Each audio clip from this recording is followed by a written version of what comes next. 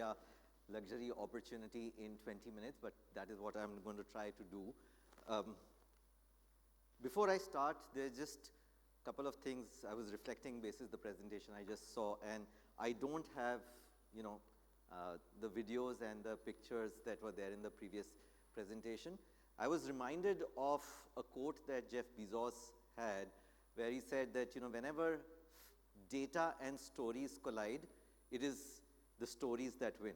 So I'm going to have some data, but some stories to really bring some aspects of the issue or the question which was posed at the end of the last presentation, which is India the next frontier for luxury? I'm going to try to do three things. Very quickly, just decode many Indias, demystify Indian luxury, and then how to develop a roadmap forward. And I realized that when I entered the room, I saw some old friends, and I hope to make some new friends during the course of the day. But I realized that some of you may be very deeply aware of what I'm talking about. Some of you may have some sense of what I'm going to talk about. So apologies in advance to those who may actually find some of this repetitive. Okay. So the first one, of course, is, there was an old advertisement that people in India would recall, which had Kapil Dev, one of the cricketers, talking about a shaving cream and saying, one bright spot in a man's morning. And if one looks at the journey of India over the last 25 years, you see the steady uptick which has happened in terms of growth, from not being in the top 10 to being close to 15th. Earlier this year, India became the 5th largest economy and is expected by most people to become the 3rd in the next 7 years' time. But averages are always deceptive, right? Like somebody said, if you have your feet in ice and your head in fire, it doesn't mean that on average you're fine. So if one decodes many Indias, the first is to actually think about 3 Indias. And one can have 3 or 30, but the 3 that I would just like to put for this audience is, if you think about India's GDP on a PPP basis is close to $13 trillion. That's equivalent on a PPP basis, equivalent to 1 Indonesia, 1 Sub-Saharan Africa, and actually close to France. Or if one looks at from a consumption or spend perspective, you can actually think about 1 consuming class which is twice the size of Singapore on an average, having a spend of $100,000. India had, by various estimates, somewhere between 0.8 to 1.2 million millionaires. Right? So that's the first India which is there. Then you have the middle India, Indonesia, close to 300 million population at a PPP of $14,000. And then you have at the bottom, close to Sub-Saharan Africa, about the same population, $900 million there. So there are 3 Indias, but that's actually a simplistic way of looking at it. If one de-averages, you can actually have many Indias. I'm not going to talk to this. I'm sure some of you are living this. Some of you will experience it during the course of the time that you are here, in terms of diversity on virtually every dimension possible. Right? So there are many Indias. But then the question comes, what unites India? And people would say there are 2 things that unite India. Any guesses? Cricket and movies. Right? So yes, what unites India? I think the classical example is always about cricket, and you would have seen work really slow down over the last month and a half as the World Cup was happening. So you have cricket and you have movies. And the reason I'm using movies and not Bollywood is actually over the last few years, we are seeing the emergence of large movies emerging not only from the Mumbai region, but actually from all over India. But I actually want to lay out 2 other things which unite India. I think the first is something which industry has been really looking forward to and has been experiencing for the last few years, which is GST. So it is one country. And the second is actually digital. If one goes to any corner of India, you would find Google Pay, Phone Pay, Paytm, whatever, QR codes, scanning. You can actually have transactions for as low as less than 5 cents if you actually want to do that. So I think the reason I'm laying this out here, and I'll come back to these two elements later in terms of how does one think about developing a roadmap for India as well, is I think what unites India is also important to understand as one thinks about playing, winning in this market. So that's really about decoding the many Indias which are there. I think there is a second point about demystifying Indian luxury. I think India has this unique characteristic, and various people will talk about it differently. Some people would say actually, you know, India surprises both the optimists and the pessimists. The others say, you know, anything that you can say about India, the reverse is also true.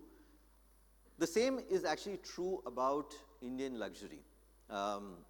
You know, during the course of the last few days, I actually asked our research team to find out what the size of the Indian luxury market is. And depending on how you define it, you know, there are many ways to really define. And the three parameters that I would put to this audience, not as the last word, but actually as having the first step in the conversation, is do you really think about categories? And, you know, some are very obvious, but do you actually think about iPhone as a luxury or not? Do you think about real estate as luxury or not, right? So how do you define luxury is the first. The second is brands, and you see a spectrum. Which brands do you consider true luxury versus bridge to luxury? And the third is in terms of price point, and you see some indicative numbers there. Depending on which estimate you take, the numbers actually could range from anywhere from 5 billion to 10 billion. And this is a time where I have not taken any of the electronics or the others. If you actually start taking that, the number significantly increases. But even for the purposes of what may be of interest to this audience, actually the Indian market is fairly small compared to the global market. However, if you start changing the lens at which you're looking, and I'll talk about it later, actually the market becomes twice, thrice, 4 times, depending on how you really think about the market itself. Now, this is the place where the story comes in. I talked about the million dollar millionaires, right? So if I look at the stories, and can I have the next slide, please?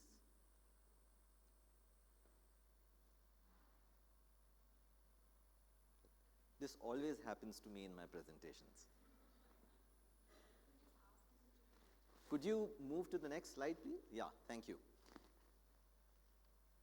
Rather than talking about just numbers, I think it is also important to understand who the different luxury consumers are. And many of you in this room, of course, would know, understand, and have really catered to this consumer multiple times over. I'd like to make 2 points, not walk through each and every detail on this page, but really 2 points which are really important to my mind. Number one, if one looks at the Indian luxury market, and you know, one fun factoid, India is amongst the only markets in the world where the size of the apparel or fashion market for women is actually smaller than men. You know, it's one of the only markets in the world. So why am I saying this in the context of luxury? Actually, the situation changes a bit when you look at luxury. You see the picture here is actually of somebody who is a confident and expressive consumer. Interestingly, she's young. She does spend somewhere around $10,000 to $20,000 every year on what she feels as luxury. She is influenced by others, and you know, this is the place where the Bollywood or the movie stars or the icons start coming into play. But you also have the other, which is the other one, who is actually a male consumer. And what we found is while men may not actually purchase for themselves, they actually account for nearly 2/3 of the purchase decisions, right? So how does one think about this dichotomy which is there? And at least in the case of this specific consumer, it is not as if this individual had any specific role models. Now, why am I talking about these two stories is the fact that as one thinks about India, it's sometimes easy to generalize to say, oh, this is the Indian luxury consumer. And the fact is there is not one. There's probably 5, 7 different archetypes. And really to win, it is important to understand who are the different consumers and more importantly, which ones do you want to go after? Because candidly, there is a choice which is there. If one tries to cater to everyone, you end up being probably nothing to everyone. So who do you really want to be is an important question to address. The previous speaker talked about having visited India, many years back, and as I have been talking to audiences like this, I think there is always this question in terms of, will India this time live to its potential? About 10 years back, a colleague of mine and I, we wrote a book comparing the Indian and Chinese consumer economies. We actually called it the 10 trillion prize. That was the name of the book which was there. And one of the interesting things that we found in our work, and I recently updated it, was to look at when is the tipping point.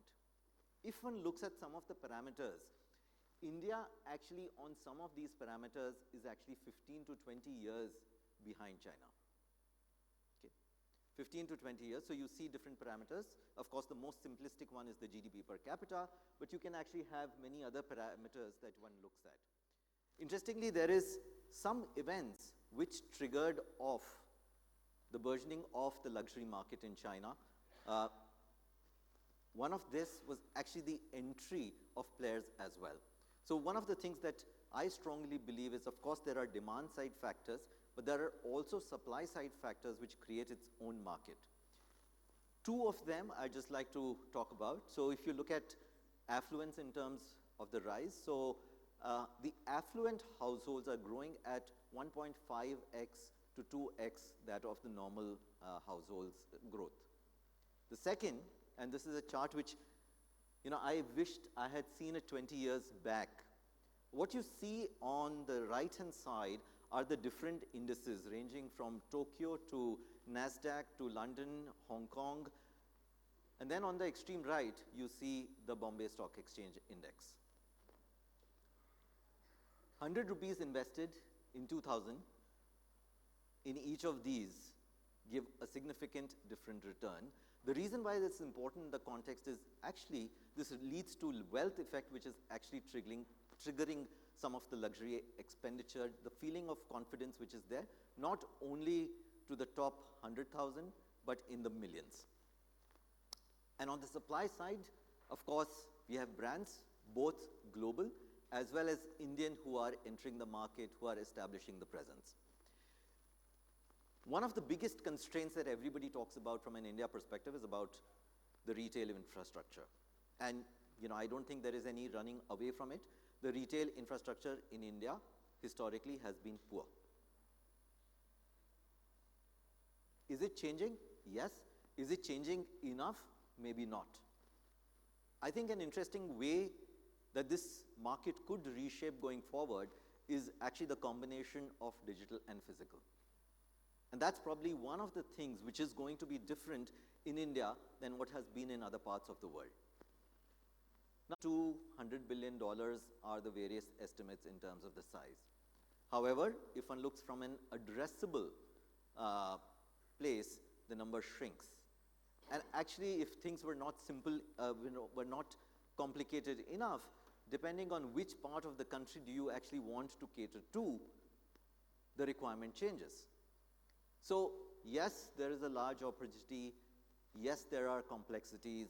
As the ambassador talked about earlier, winning in India is not straightforward, but those who actually make the effort can actually find the size of prize. Rather than talk about what the key drivers of success are, I would actually take the examples of probably 3 companies from very different lineages, from very different backgrounds, which have actually adopted some of these principles. Can anybody guess what the size of Apple India revenue was 10 years back?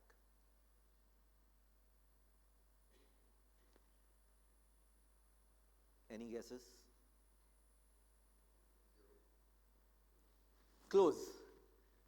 It was about $200 million. Any guesses what the estimated revenues this year are going to be?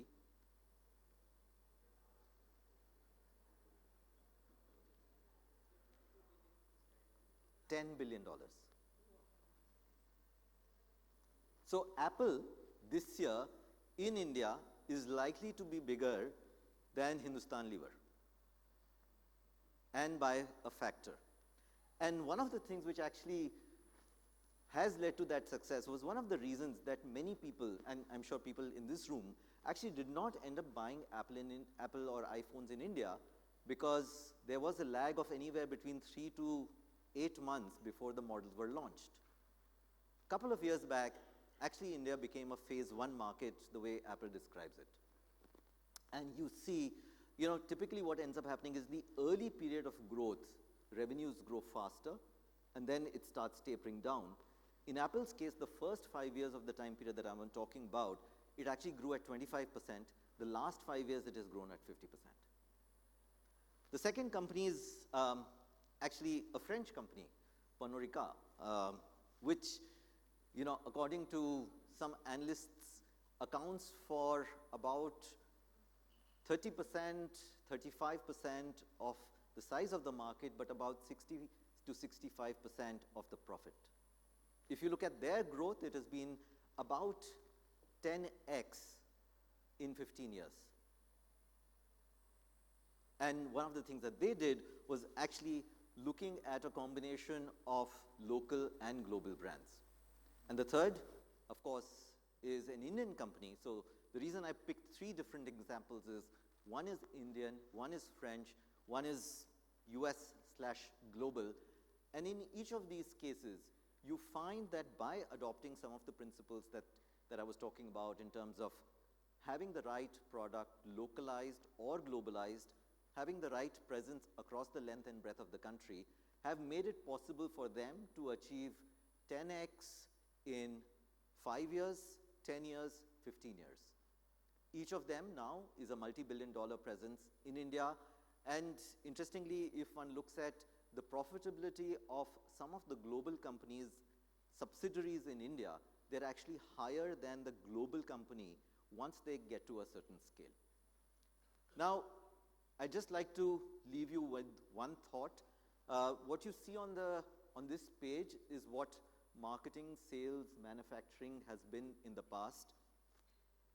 I don't claim to know what the future holds, but I do think that there could be a change where instead of what we see here, we are going to be seeing much more of digital and technology coming into play as one thinks even about luxury, and really having a fusion of craftsmanship and technology, physical and digital, and really a culmination of the present and the future and the past, and probably no other better place for this experiment to unfold than in India.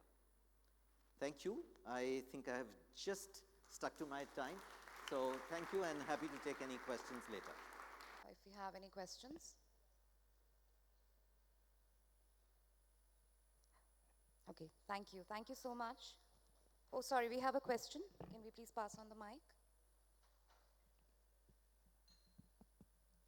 World of luxury, their philosophy is you spend X and maybe then you get to be on a wish list for the Birkin. So that is their philosophy, which is so far away from tech. So how do you reckon your slide works in that context? Yeah. No, so if one looks at, for example, just the marketing dollars spent globally, 10 years back, less than 5% of marketing dollars were spent on digital medium. Today, globally, more than 35% of the spends are actually on digital medium. I don't know the number specifically for Hermes or any of the luxury brands, but I would be very surprised if any of them is spending less than 20 to 25% on digital medium as one part. The second, I would say, from a perspective of the customer consumer journey, maybe the physical transaction for true luxury does not and will not happen online. But I think many other parts of the journey, pre and post, I think are going to migrate online. And third, and I think that's probably an important distinction, when I talked about the different price points, where does one draw the line in terms of luxury? Is it, at a 5,000, 10,000 or 50,000?